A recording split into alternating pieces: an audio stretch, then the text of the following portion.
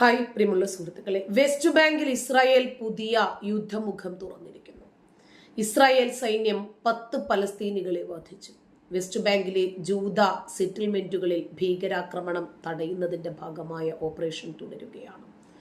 ഇതാണ് Israel police വ്യക്തമാക്കുന്നത്. ഇതിനിടയിൽ ഗാസയിൽ മൃതദേഹങ്ങൾ കൂടുതൽ കണ്ടെടുക്കുന്നു എന്ന വാർത്തയും പുറത്തു വരുന്നുണ്ട്. അധിനിവേശ വെസ്റ്റ് ബാങ്ക് നഗരമായ ജെനിനിൽ ഇസ്രായേൽ സൈന്യം നടത്തിയ ആക്രമണത്തിൽ 10 പലസ്തീനികൾ കൊല്ലപ്പെടുകയും നിരവധി പേർക്ക് പരിക്കേൽക്കുകയും ചെയ്തു എന്നാണ് റിപ്പോർട്ടുകൾ. ഗാസയിൽ വെടിനിർത്തൽ നിലവിൽ വന്നതിന് ശേഷം പലസ്തീനികൾ തകർന്ന കെട്ടിടങ്ങൾക്ക് ഉള്ളിൽ വിശദമായ പരിശോധനകൾ ആരംഭിച്ചു. 22 ജനുവരിയിൽ മാത്രം 120ഓളം ജീർണിച്ച മൃതദേഹങ്ങളാണ് കെട്ടിട അവശിഷ്ടങ്ങൾക്കിടയിൽ നിന്നും കണ്ടെടുത്തത്. ഉടനീളം തിരച്ചിൽ വ്യാപകമാക്കുകയാണ്. തകർന്ന കെട്ടിടങ്ങളും ഭൂപ്രദേശങ്ങളും വലിയ തോതിൽ കുഴിച്ച് തങ്ങളുടെ പ്രിയപ്പെട്ടവരെ കണ്ടെത്തുന്നതിനുള്ള ശ്രമത്തിലാണ് പലസ്തീനികൾ. നിരവധി കേന്ദ്രങ്ങളിൽ ഇസ്രായേൽ സൈന്യം മുൻകാലത്ത് നടത്തിയ വെടിവെപ്പിലും വ്യോമാക്രമണത്തിലും ഏറെ പേർ കൊല്ലപ്പെട്ടിട്ടുണ്ട്. ഗാസയിൽ നിന്നും കാണാതായവർ തന്നെ 20,000-ഓളം ആളുകൾ ഉണ്ടാകുമെന്നാണ് കണക്കാക്കുന്നത്. ഇവരെല്ലാം തന്നെ യുദ്ധത്തിൽ അപ്രത്യക്ഷരായവരാണ്. ഒരുപക്ഷെ അവരെല്ലാം യുദ്ധത്തിൽ മരണപ്പെട്ട തകർന്ന കെട്ടിട അവശിഷ്ടങ്ങൾക്ക് അകത്തും ഭൂമിക്ക് അടിയിലും ഒക്കെയായി പോയിട്ടുണ്ടാകാം എന്നാണ് ഇപ്പോൾ പലസ്തീനികൾ കരുതുന്നത്. വരും ദിവസങ്ങളിൽ ഗാസയിലെ തകർന്ന കെട്ടിടങ്ങൾക്കുള്ളിൽ മൃതദേഹ അവശിഷ്ടങ്ങൾ പരിശോധിക്കുന്നതിനുള്ള വലിയ ക്രമീകരണങ്ങൾ ഒരുക്കിയിട്ടുണ്ട്. ഐക്യരാഷ്ട്രസഭയും റെഡ് ക്രോസും സംയുക്തമായി പരസ്യങ്ങൾക്ക് ആവശ്യമായിട്ടുള്ള തെരച്ചിൽ സഹായം ഏർപ്പെടുത്തിയിട്ടുണ്ട്. ഗാസയിൽ ഇസ്രായേൽ സൈന്യം കൊലപ്പെടുത്തിയത് 4732 പേരെയാണ്. എന്നാൽ യുദ്ധത്തിൽ നേരിട്ട് മരണപ്പെട്ടവരുടെ സംഖ്യ 70,000-ന് മുകളിൽ കടക്കുമെന്നാണ് കണക്കാക്കപ്പെടുന്നത്. നമുക്കറിയാം, ഒരു ശനിയാഴ്ച ദിവസം വിശുദ്ധ ഗ്രന്ഥ പാരായണ ആഘോഷത്തിന്റെ ആലസ്യത്തിലായിരുന്നു അന്ന് ഇസ്രായേൽ മുഴുവനും. പക്ഷേ പതിവിന് വിപരീതമായിരുന്നു ആ പുലർക്കാലം. പലസ്തീൻ അനുകൂല സായുധ സംഘമായ ഹമാസിന്റെ റോക്കറ്റുകളും മിസൈലുകളും ഇസ്രായേലിന്റെ ആകാശത്ത് ചീറിപ്പാഞ്ഞ ആ ദിവസം ഇസ്രായേൽ സൈന്യം അവരെ ആഘോഷത്തിൽ പങ്കെടുത്തിരുന്നു. അവർ സായുധരായിരുന്നില്ല. ഒരുപാട് സ്ത്രീകളും കുട്ടികളുമൊക്കെ അവരെ ആഴ്ചയിൽ ഒരു ദിവസം, അതല്ലെങ്കിൽ ഏതെങ്കിലും ഫെസ്റ്റ് ഉണ്ടാകുന്ന ദിവസങ്ങളിൽ അവരെ മ്യൂസിക് ആസ്വദിക്കുന്നതിന് വേണ്ടി എത്തിയതാണ്. നിരായുധരാണ്, നിസ്സഹായരാണ്, നിരപരാധികളാണ്. പക്ഷേ കൃത്യമായിട്ടുള്ള ആസൂത്രണത്തോടുകൂടി ഹമാസ് തെക്കൻ ഇസ്രായേലിനെ ആക്രമിച്ചു. കരമാർഗത്തിലും കടൽ മാർഗത്തിലും ആകാശമാർഗങ്ങളിലൂടെയുമൊക്കെ ഹമാസുകാർ ഇസ്രായേലിലേക്ക് ഇരച്ചു കയറി. ഗാസയുടെ കരയതിർത്തി വഴിയായിരുന്നു വലിയ രൂപത്തിലുള്ള കടന്നുകയറ്റം സംഭവിക്കുന്നത് എന്ന് ഇസ്രായേൽ ചിന്തിച്ചു തുടങ്ങുന്നതിന് മുമ്പ് തന്നെ കണ്ണിൽ കണ്ടവരെ എല്ലാം അവർ വെടിവെച്ചിട്ടു. ആയുധങ്ങളുമായി ഹമാസുകാരെ കണ്ട ജനം പരിഭ്രമിച്ചു. കാർഷിക ഗ്രാമങ്ങളിലേക്ക് അവർ പാഞ്ഞു കയറി. കുട്ടികളെ ഉൾപ്പെടെ നിഷ്കരുണം അവർ ഇല്ലാതെയാക്കി. യുവാക്കൾ ആഘോഷമായി ഒത്തുചേർന്ന സൂപ്പർ നോവ മ്യൂസിക് ഫെസ്റ്റ് ഈ പരിപാടിയിലും ക്രൂരമായിട്ടുള്ള ആക്രമണം അഴിച്ചുവിട്ടു.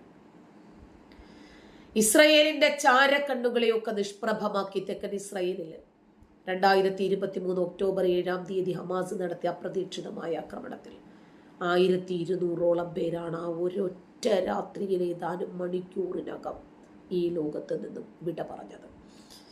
അതിൽ മിക്കവരും സാധാരണ പൗരന്മാരായിരുന്നു, മറ്റുള്ളവർ സൈനികരും. 251ഓളം ആളുകളെ ബന്ദികളാക്കുന്നു. ഇതിൽ കുറച്ചു പേരെ ഇടക്കാല സന്ധിയുടെ അടിസ്ഥാനത്തിൽ മോചിപ്പിച്ചിട്ടുണ്ട്. പകരം 100 കണക്കിന് പലസ്തീൻ തടവുകാരെ ഇസ്രായേലും മോചിപ്പിച്ചു. വെസ്റ്റ് ബാങ്കിലും ജെറുസലേമിലും തുടരുന്ന ഇസ്രായേലി അധിനിവേശത്തിന് പകരം ചോദിക്കാനായിരുന്നു ഒക്ടോബർ 7 ആക്രമണം എന്നാണ് പിന്നീട് ഹമാസ് ന്യായീകരിച്ച് രംഗത്ത് വന്നത്. വെറുതെ ഇരുന്ന ഇസ്രായേലിനെ ഒരു കാര്യവുമില്ലാതെ പ്രകോപിപ്പിച്ചതിലൂടെ ഇവർ ഏറ്റുവാങ്ങിയതാണ് ഈ കെട്ടിട അവശിഷ്ടങ്ങൾക്കടിയിൽ കിടക്കുന്ന സാധാരണപ്പെട്ട മനുഷ്യർ. സ്വന്തം ജനതയെ സംരക്ഷിക്കേണ്ടതിന് പകരം അവരെ സംഹരിക്കുന്ന രൂപത്തിലേക്ക് പോയതാരാണ്? ഹമാസ് ഭരണകൂടമാണ്. അങ്ങനെ ഒരു പ്രഹരമേൽപ്പിച്ചാൽ ഇസ്രായേൽ പിന്നെ പ്രതികരിക്കാതിരിക്കുമോ? ഒരിക്കലുമില്ല. ഇസ്രായേലിന്റെ രീതി അനുസരിച്ച് തീർച്ചയായിട്ടും ഇസ്രായേൽ പ്രതികരിക്കുക തന്നെ ചെയ്യും. ശക്തമായ തിരിച്ചടി തന്നെ ഉണ്ടായി. ആക്രമണത്തിന് മറുപടിയായി ഹമാസിനെതിരെ ഓപ്പറേഷൻ അയൺ സ്വാഡ് എന്ന പേരിൽ ഇസ്രായേൽ യുദ്ധപ്രഖ്യാപനം നടത്തി. 24 ലക്ഷം ജനസംഖ്യയുള്ള ഗാസ മുനമ്പിനെ ഒക്ടോബർ 7 തന്നെ ഇസ്രായേൽ വ്യോമമാർഗത്തിലൂടെ ആക്രമിക്കുന്നു. ഒക്ടോബർ 13 കരയാക്രമണം തുടങ്ങുന്നു. ഹമാസിനെ ഉന്മൂലനം ചെയ്യുക, ബന്ദികളെ മോചിപ്പിക്കുക, യുദ്ധാനന്തര ഗാസയുടെ ഭരണം ഏറ്റെടുക്കുക. ഇതായിരുന്നു തുടക്കത്തിലെ തന്നെ പ്രഖ്യാപിതമായിട്ടുള്ള യുദ്ധലക്ഷ്യങ്ങൾ. ഗാസയുടെ വടക്ക് നിന്ന് തുടങ്ങിയ കരയാക്രമണം തെക്കും വടക്കും മധ്യ ഗാസയിലും മാറി മാറി പലകുറി പയറ്റുന്നു. ഈജിപ്തുമായി അതിർത്തി പങ്കിടുന്ന റാഫയിൽ കരയാക്രമണം തുടങ്ങിയതോടുകൂടി ലോക ശ്രദ്ധ മുഴുവനും അങ്ങോട്ട് തിരിഞ്ഞു. അഭയാർത്ഥികളായ ആളുകൾ വീണ്ടും വീണ്ടും പലായനം ചെയ്യാൻ നിർബന്ധിതരായിക്കൊണ്ടേയിരുന്നു. സ്വന്തം രാജ്യത്ത് നിർഭയത്വമില്ല. അഭയാർത്ഥികളായി ചെന്ന ഒരു അതിർത്തിയിലും ഇവർ നിർഭയരല്ല. ഗാസയിലെ മനുഷ്യർക്ക് നരകയാതനകളുടെ നീണ്ട ദിനങ്ങളായിരുന്നു ഹമാസ് സമ്മാനിച്ചത്. കാരണം ഹമാസ് ഭരണകൂടത്തെ വോട്ട് ചെയ്ത് ഗാസക്കാർ തെരഞ്ഞെടുത്തതാണ്. അവരുടെ സംരക്ഷണം ഉറപ്പാക്കേണ്ടതിന് പകരം അവർക്ക് വലിയ രൂപത്തിലുള്ള ദുരന്തങ്ങളായിരുന്നു ഹമാസ് സമ്മാനിച്ചതെല്ലാം. അങ്ങനെ 46,707 ആളുകളാണ് കൊല്ലപ്പെട്ടു എന്ന് ഔദ്യോഗിക കണക്കുകൾ പ്രകാരം പറയുന്നു. എന്നാൽ ശരിക്കുള്ള കണക്ക് ഇപ്പോഴിതാ ഹമാസ് പുറത്തുവിടുന്നു. ഏതാണ്ട് 80,000 ആളുകൾക്കാണ് ജീവഹാനി ഉണ്ടായത് എന്നാണ് അനൗദ്യോഗികമായ കണക്കുകൾ. ശരീരത്തിനും മനസ്സിനുമേറ്റ ആഴത്തിലുള്ള മുറിവുകളുമായി അനേകായിരങ്ങൾ വേറെ. ബോംബാക്രമണങ്ങളിൽ തകർന്ന് തരിപ്പണമായി ജീവിതയോഗ്യമല്ലാതായി തീർന്നിരിക്കുന്നു ഗാസ. ഇസ്രയേലിൽ ഹമാസ് ഉണ്ടാക്കിയ മുറിവിന് വില കൊടുക്കേണ്ടി വന്നത് ഗാസയിലെ സാധാരണ മനുഷ്യരാണ്. ഇപ്പോ ഗാസ സമാധാനത്തിലേക്ക് മിഴി തുറക്കുകയാണ്. 15 മാസത്തോളമായി നടക്കുന്ന ഇസ്രായേൽ ഹമാസ് യുദ്ധത്തിന് താൽക്കാലികമായ വിരാമം. വെടിനിർത്തലിന് ഇസ്രായേലും ഹമാസും തമ്മിൽ ഒരു ധാരണയുണ്ടായി. വെടിനിർത്തൽ കരാർ ഹമാസ് അംഗീകരിച്ചു. ഇസ്രായേൽ മന്ത്രിസഭ ഇത് അംഗീകരിച്ചു. അമേരിക്കയുടെ പിന്തുണയോടുകൂടി ഈജിപ്തിന്റെയും ഖത്തറിന്റെയും മധ്യസ്ഥതയിൽ നടന്ന മാസങ്ങൾ നീണ്ട ചർച്ചയ്ക്കൊടുവിലാണ് വെടിനിർത്തൽ സാധ്യമാകുന്നത്. അനിശ്ചിതത്വങ്ങൾക്കൊടുവിൽ ഞായറാഴ്ച പ്രാദേശിക സമയം പകൽ 11:15 ഗാസയിൽ 42 ദിവസത്തെ വെടിനിർത്തൽ പ്രാബല്യത്തിൽ വന്നു. കരാർ പ്രകാരം 3 വനിതകളെ ഹമാസ് ഇസ്രായേലിന് കൈമാറി. പകരം 95 പലസ്തീൻ തടവുകാരെയാണ് ഇസ്രായേൽ വിട്ടയച്ചത്. 6 ആഴ്ച കൊണ്ട് ബാക്കി 30 ബന്ദികളെ ഹമാസ് മോചിപ്പിക്കുമെന്നാണ് അറിവ്. 600ഓളം തടവുകാരെ ഇസ്രായേൽ മോചിപ്പിക്കും. ആദ്യ ദിവസം കൈമാറേണ്ടുന്ന ബന്ദികളുടെ വിവരങ്ങൾ ഹമാസ് പുറത്തുവിടുന്നതിൽ താമസം നേരിട്ടതാണ് വെടിനിർത്തൽ വൈകാനിടയാക്കിയത്. യുദ്ധം അവസാനിപ്പിക്കുന്നതിന് വേണ്ടിയുള്ള നിർണായകമായ നീക്കമാകും വെടിനിർത്തൽ കരാർ. ഇതോടെ ബന്ദികളുടെയും തടവുകാരുടെയും കൈമാറ്റം സംഭവിക്കും. 2023 ഒക്ടോബറിൽ ഇസ്രായേലിനെ ആക്രമിച്ചപ്പോൾ ഹമാസ് 251 പേരെയാണ് ബന്ദികളാക്കിയത്. ആ വർഷം നവംബറിൽ നടപ്പാക്കിയ വെടിനിർത്തൽ ഇടവേളക്കിടയിൽ 105 പേരെ മോചിപ്പിക്കുകയും ചെയ്തു. ബന്ദികളെ തിരികെ നൽകുന്നതിന് പകരമായി ഇസ്രായേൽ ഏകദേശം 1000 പലസ്തീൻ തടവുകാരെ വിട്ടയക്കുമെന്ന് പ്രതീക്ഷിക്കുന്നു. അവരിൽ ചിലരാകട്ടെ വർഷങ്ങളോളം ജയിലിൽ അടയ്ക്കപ്പെട്ടവരുമാണ്. ഇസ്രായേൽ മോചിപ്പിക്കാൻ സമ്മതിച്ചതായി കരുതപ്പെടുന്ന പലസ്തീൻ തടവുകാരിൽ ഏകദേശം 190 പേർ 15 വർഷമോ അതിൽ കൂടുതലോ തടവ് അനുഭവിക്കുന്നവരാണ്. പക്ഷേ കൊലപാതക കുറ്റത്തിന് ശിക്ഷിക്കപ്പെട്ടവരെ അധിനിവേശ വെസ്റ്റ് ബാങ്കിലേക്ക് വിട്ടയക്കില്ല എന്നാണ് ഇപ്പോൾ വരുന്ന റിപ്പോർട്ട്. ഏതാണ്ട് 3 ഘട്ടമായിട്ടാകും വെടിനിർത്തൽ നടപ്പാക്കുക. ആദ്യ ഘട്ടത്തിൽ 33 ബന്ദികളെ ഹമാസ് വിട്ടയക്കും. കുട്ടികൾക്കും സ്ത്രീകൾക്കുമായിരിക്കും മുൻഗണന. ഇവരെ 6 ആഴ്ച കൊണ്ട് ഹമാസ് ഇസ്രായേലിന് കൈമാറും. ഇതിന് പകരമായി 1000-ലേറെ പലസ്തീൻ തടവുകാരെ ഇസ്രായേൽ മോചിപ്പിക്കണം. ഈ ഘട്ടത്തിൽ ഗാസയിലെ ജനവാസ മേഖലകളിൽ നിന്ന് ഇസ്രായേൽ സൈന്യം പിൻവാങ്ങാൻ തുടങ്ങണം.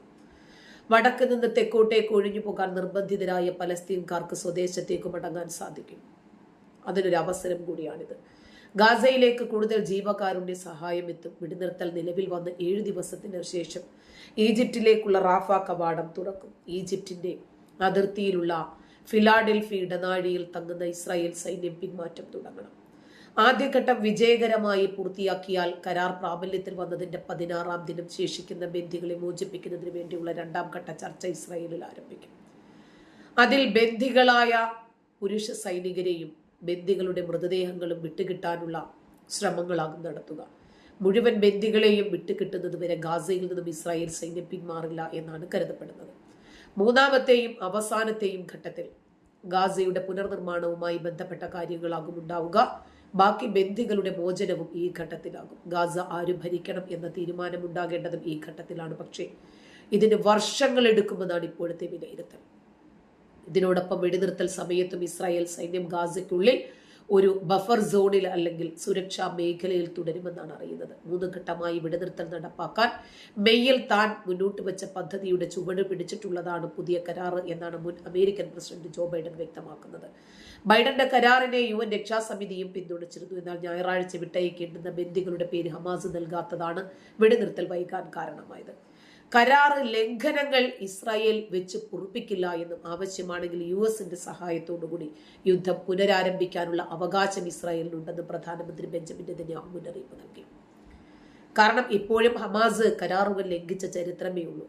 അതുകൊണ്ട് ഇത്തവണയും കരാറ് ലംഘിച്ചാൽ ഇനിയും ഇതിനേക്കാൾ വലിയ ഭവിഷ്യത്തുണ്ടാകുമെന്ന് നെതന്യാഹു മുന്നറിയിപ്പ് നൽകുകയാണ്. ഇതിന് പിന്നാലെയാണ് 3 വനിതകളുടെ പേര് ഹമാസ് പുറത്തുവിടുന്നത്. ഇതിനിടയിൽ വെടിനിർത്തലിൽ പ്രതിഷേധിച്ച് ഇസ്രായേലിൽ ദേശ സുരക്ഷാ മന്ത്രി ഇറ്റാമർ ബെൻഗ്യൂറിന്റെ ജൂയിഷ് പവർ പാർട്ടി ഭരണ സഖ്യം വിട്ടിട്ടുണ്ട്. ഗാസയിലെമ്പാടും ആഹ്ലാദ ആരവങ്ങൾ ഉയരുകയാണ്. അഭയാർത്ഥി കൂടാരങ്ങളിൽ കഴിയുന്ന പലരും ഇസ്രായേൽ ഹമാസ് വെടിനിർത്തൽ കരാർ പ്രാബല്യത്തിലാകാൻ കാത്തു നിൽക്കാതെ തന്നെ പുലർച്ചെ തന്റെ വീടിരുന്ന ഇടങ്ങളിലേക്കോ മടങ്ങി. അതേ യുദ്ധം, എന്നാൽ വിനാശം കൂടിയാണ് എന്നർത്ഥം. ഗാസയിൽ നിന്ന് വല്ല വാർത്തയ്ക്ക് വേണ്ടി മാത്രം കാത്തിരിക്കുകയാണ് ഇന്നും ലോകം. അത് നല്ല വാർത്തയായിരിക്കണമെന്ന് മാത്രം.